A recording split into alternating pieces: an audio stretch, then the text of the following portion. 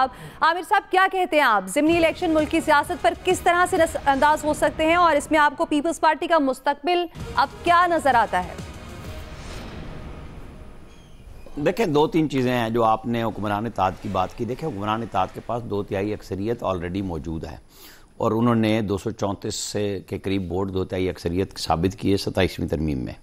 جو بات ہے سادہ اکثریت کی وہ بھی حکمران اتحاد کے پاس شامل ہے، لیکن جو بات ہو رہی ہے نا وہ یہ ہو رہی ہے کہ پیپلز پارٹی کے بغیر بھی 169 کا میجک فگر بن گیا ہے پی ایم ایل این کے پاس. اچھا یہ جو لوگ کر رہے ہیں نا بات کہ جی وہ پیپلز پارٹی تبھی جائے گی جب سسٹم یہ طے کرے گا کہ بلاول کو اپوزیشن لیڈر بنانا ہے، پی ٹی آئی کو وہ بھی نہیں دینا، پھر وہ لوگوں کو جائیں گے. کیونکہ سادہ اکثریت پیپلز پارٹی کے بغیر حکمران اتحاد کی اب اس طرح بن گئی ہے کہ وہ گن لیں بے شک تو کر لیں کہ کوئی ایشو نہیں ہے کہ ان کو بٹھایا جائے گا جو سلسلہ طے کرنا ہوگا. ایسا نہیں ہے کہ پیپلز پارٹی کو کٹی کر کے الگ ہو جائے گی اور یہ اس لیے سادہ اکثریت بن گئی، بالکل بھی نہیں. اور وہ ساتھ چلیں گے، ان کے پاس صدارت ہے، چیئرمین سینٹ شپ ہے، باقی چیزیں سارا سسٹم کا حصہ ہے. بلوچستان میں وہاں پہ وزیر اعلیٰ کے خلاف بے شک بات ہو رہی ہے، لیکن وہ ایک نگران وزیر اعظم سابق کی مداخلت سے پیپلز پارٹی خوش نہیں ہے کہ وہ سسٹم کو چلنے نہیں دے رہے. زرداری صاحب کے وہاں پہ وہ رکاوٹ بن رہے ہیں، وہ کسی اور کے کہنے پہ کچھ کر رہے ہیں. وہ کچھ باتیں چل رہی ہیں کہ وزیر اعلیٰ بے بس ہیں، تو وزیر اعلیٰ کے اوپر ہی سرفراز بگٹی حالانکہ بڑے متحرک ہیں اپنے کال آف فیل کے حوالے سے، گفتگو میں ان کی کوئی تسلسل میں کمی نہیں آئی ہے. ان کی جو گفتگو ہے وہ پہلے سے بھی وہی تھی. وزیر داخلہ بھی وہ نگران بنے تھے اور پھر جا کے وہ الیکشن لڑے اور سی ایم بن گئے. تو یہ پیپلز پارٹی کی حد تک تو میں یہ بات کر رہا ہوں. اب آپ آ جائیں ضمنی الیکشن پہ. ضمنی الیکشن پہ پی ٹی آئی نے خود واک اوور دیا. ہاں اگر وہ ضمنی الیکشن ہری پور کا نہ لڑتی تو کوئی بھی اعتراض پی ٹی آئی پہ نہ کرتا کہ جی دیکھیں جہاں آپ نے سمجھا آپ کی صوبائی حکومت ہے، آپ نے فیل کیا کہ اور آپ کے کینڈیڈیٹ اور ان کی پوری پارٹی کے پی میں ساری بیٹھ گئی جا کے ہری پور اور کہہ رہے تھے کہ ہمارے پاس 27 محکمے، آپ کیا کریں گے، آپ نے ہمیں ہی ووٹ دینا ہے. اور عمر ایوب اپنے حلقے سے 2018 کے بعد 2024 میں الیکشن لڑنے گئے تھے اور اب گئے تھے. یہ میں نے اپنے ہری پور کے نمائندے سے بھی بات کی، یاور حیات سے، انہوں نے بھی بتایا کہ بڑا فرق تھا ذاتی طور پہ جو بابر نواز اور ان کی فیملی مسلسل وہاں رہی اور وہ بلدیاتی الیکشن بھی جیتے وہاں سے انہی کے مقابلے میں پی ٹی آئی کے لوگوں میں. تو ایک فرق وہ تھا، ووٹر کو وہ لے کے آئے. اور آپ کو بتاؤں کہ عمر ایوب خان وہ واحد کینڈیڈیٹ ہیں پی ٹی آئی کے پی سے جنہوں نے جا کے اسلام آباد ہائی کورٹ سے الیکشن کی ری کاؤنٹنگ پہ سٹے لیا. جیسے ثاقب نثار صاحب نے عمران خان کی جو خواجہ سعد رفیق سے وہ چند سو ووٹوں سے جیتے تھے اس کی ری کاؤنٹنگ 2018 میں روکی تھی اور ضمنی الیکشن میں پھر سعد رفیق ہمایوں اختر سے جیت گئے تھے. تو یہ ایک کلاسک مثال ہے کہ کیوں آئے تھے. اگر اتنی ہزاروں لاکھوں ووٹ لیے، جیت تھی، آپ کو سٹے لینے کی کیا ضرورت تھی، آپ ری کاؤنٹنگ کراتے. وہ جیت پہلے سے بھی ایسی تھی. پھر پی ٹی آئی نے لاہور میں الیکشن لڑا. ہمارے ایاز صاحب بھی بیٹھے ہیں لاہور میں، خود دیکھ رہے ہیں، الیاس صاحب بھی بیٹھے ہیں. وہ جو جوک در جوک نوجوان ووٹر ہے وہ خود بخود کیوں نہیں پہنچا، جو بقول ان سب کے پی ٹی آئی کے کہ جی وہ 8 فروری کو بھی نکلا تھا خاموش ووٹر.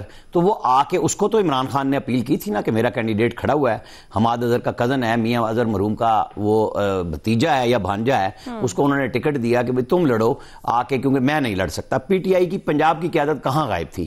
جس طرح ساری قیادت کے پی کی ہری پور میں آ کے بیٹھی تھی. وزیر اعلیٰ بارڈر پہ آئے ہری پور کے ایبٹ آباد ضلع کے آخر میں جہاں سے ہری پور سے یہ انتخابی حلقہ ہو رہا تھا، وہاں جلسہ کیا انہوں نے.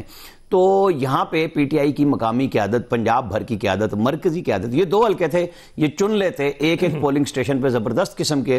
آپ اور میں یہ کہہ دیں کہ جی ان کو تو الیکشن کمپین نہیں کرنے دیتے، ان کے کینڈیڈیٹ نے کمپین بھی کی، کارنر میٹنگز بھی کی.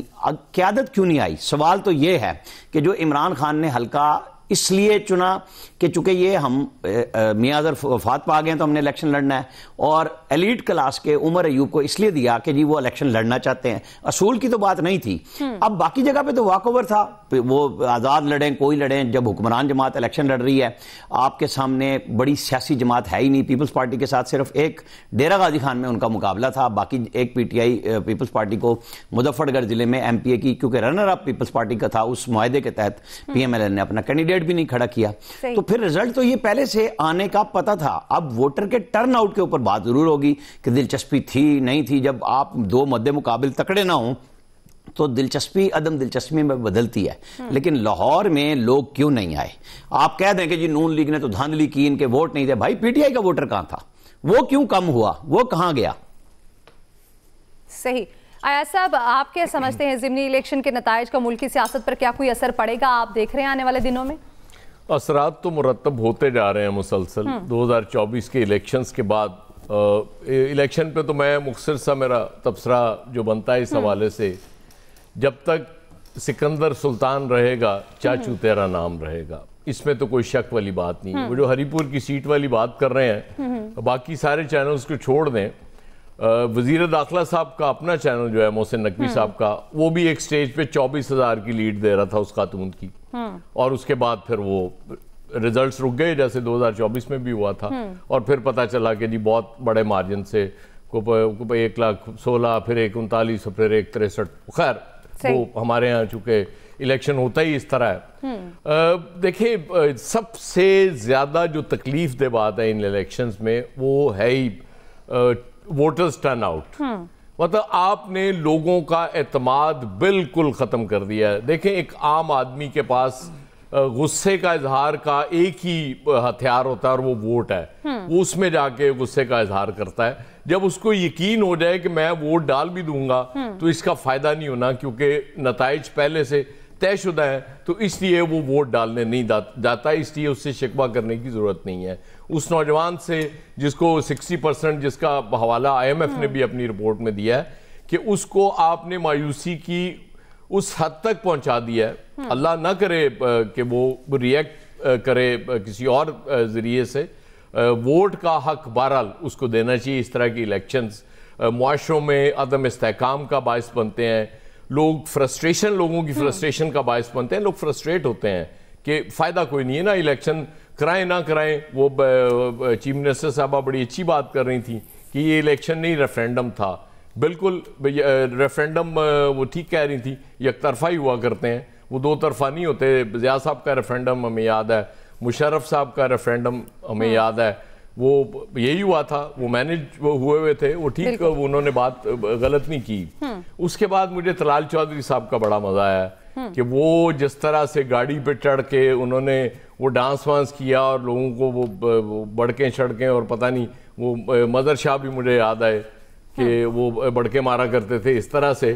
اور پھر مجھے ایک اور بھی واقعہ یاد آیا جب چودھری پرویز الہی کی گاڑی کے سامنے بھی اسی طرح سے انہوں نے ڈانس کیا تھا جب وہ جیتے تھے. تو یہ مطلب کیا مجھے نہیں سمجھ آ رہی کہ وزیر مملکت برائے داخلہ ہے بھائی، جیت گئے ہو الیکشن، اس صبر سے کام لو. اور میں پتہ ہے کس طرح جیتے ہو تم الیکشن، اس کے باوجود مسئلہ اس حد تک جانا میری سمجھ سے باہر ہے. یہ اثرات جو مرتب طے کیا گیا ہے، جو مرتب ہونے ہیں جن اثرات کے لیے، اس کے مطابق ریزلٹس آئے ہیں. اس سے پہلے بھی آئے تھے، آگے بھی اللہ کے فضل سے ایسے ہی آئیں گے. کوئی پریشانی والی بات نہیں. اور میرے وہ پرائم منسٹر صاحب پھر کہیں گے اللہ تعالیٰ کی بے پایاں وہ اپنا کرم اور وہ مریم صاحبہ کی شبانہ روز محنت کی وجہ سے یہ نتائج آئے ہیں، تو آپ کو نتائج مبارک. صحیح. فیصل صاحب آپ کیا سمجھتے ہیں؟ ایاز صاحب جو کہہ رہے ہیں کیا واقعی اسی طرح کے اثرات آنے والے دنوں میں بھی ہمیں نظر آئیں گے؟ کیونکہ PTI کی جانب سے بائیک آؤٹ کیا گیا، تو آپ کیا سمجھتے ہیں ان کے لیے کتنا فائدہ اور کتنا نقصان ہو سکتا ہے؟